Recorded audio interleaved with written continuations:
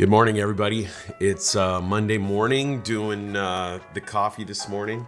Doing iced coffee. I don't know how you guys are, but when it's hot, I have to go ice. When it's cold, I switch to hot. I don't know. I don't know if anybody else does that. Please let me know in the comments if I'm weird or is that normal.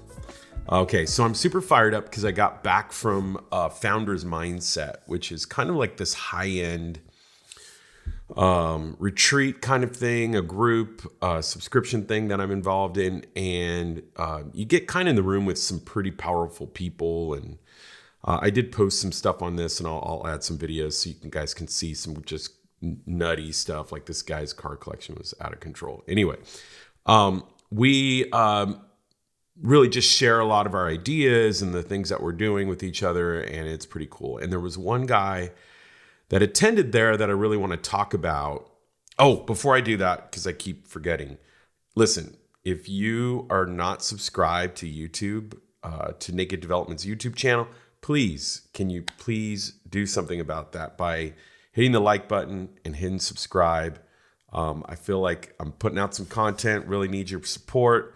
So please do that for me. Anyway, back to what happened. So at the event, there was one really big investor, this guy, Dan Fleyshman, who I've heard of, and he hangs out with like Gary Vee and a lot of these guys. He's got 43 startups that he's involved in. He ran his first company called Who's Your Daddy, and he started Victory Poker. He's also a professional poker player. He's like a big name in the startup space. And they asked him the question, what does he look for in a startup? Because he invests in a lot of startups. And this is the dream investor because he's going to get involved and be a part of it. And he's going to really put not just his money, but all of his power. And that's what you want from a dream investor. Anyway, they asked him the question, what does he look for in a founder? And I get asked this question a lot, and I love hearing other guys like him answer this question. So first of all, and he had like 3 points, and I want to make these points and kind of talk about them for a minute. So the first thing he said is, I look for the founder first. And he kind of went into this whole idea of the founder has to be willing to push through and has to be gritty and has to be motivated to push through because things aren't going to go well. And I can't agree more because there's often this idea that the founder has this plan and the plan's going to go the way the plan goes. And then that's how it is. And often as a founder, you're like trying to convince a guy like Dan to believe that story, but Dan already knows that story is not true. So when you are pitching a founder or a investor of this caliber, you have to be really, really upfront and honest and just be transparent that things aren't going to go perfectly. And that's kind of part of the point. So he says he looks at the founder first. I thought that was really good. The other one's kind of linked to this, and it has to do with like your pro forma or your projections. He says projections are nonsense. So that was his exact words. Projections are nonsense. So he knows the business will not be the same in 3 to 4 years. It'll look totally different. And so he has to have a founder that's going to be able to adjust to that. And so that's part of him looking at the founder is looking at somebody, can they adjust to those things? Are they somebody who just has this plan and they're just going to march forward, or can they pivot? Can they make changes and all of that? And I can't agree more. As somebody who's been a founder for almost 25 years, you have to adjust constantly. Like you're going one way and COVID happens. Like you have to be as Gary Vee says, a wartime general. And so it is constant adjustment. And that doesn't mean you're changing course all the time. It means that you're making these little adjustments to your course. So it's not, I don't like the founder that's in a constant pivot. That's crazy. You should be making little changes, not big changes. So anyway, that's what he said. Third thing I thought was really, really good, and I don't think gets mentioned enough. And he says, if he finds a founder that is doing multiple things, he's out. And I couldn't agree more. I am so tired of meeting founders who, when you ask them what they're doing 3 different things.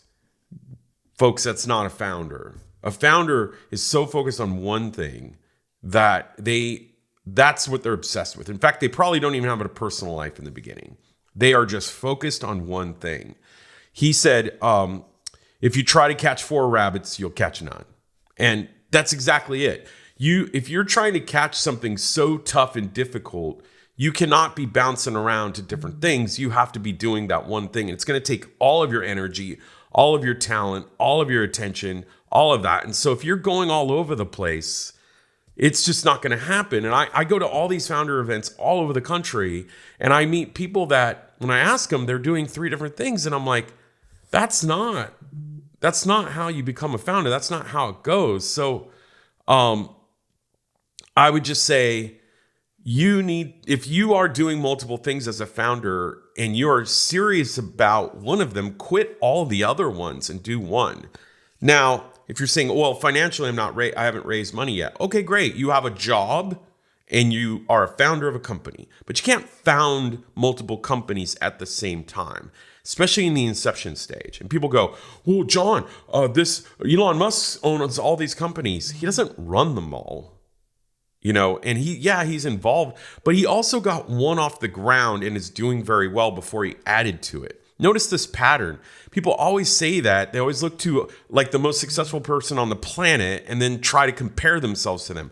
You are not that. You're not Elon Musk. You have to get something, prove that you can make something successful, and then you can start to add other elements to that.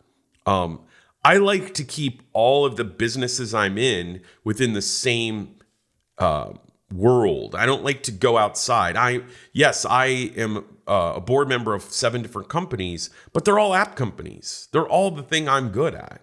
So I don't like venture into lots of other areas. Now I get tempted. I got tempted to buy a med spa last year, and I kept looking at it and I realized it was just not part of who I was. And I said, no, I passed it on it.